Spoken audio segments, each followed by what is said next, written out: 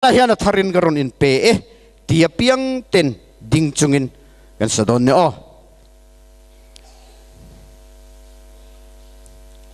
la chang kharon soi mai seleng le khuang khan voru le kho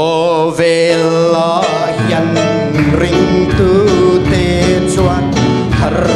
sat na kan dong na ta chuan in lei moi tan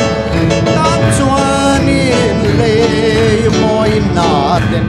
om sia re nei si lo amen he Puan var sten he tu tenge khoi changa local nge an ni mi bia he ni de hi shom tam tak tur tu te kha an ni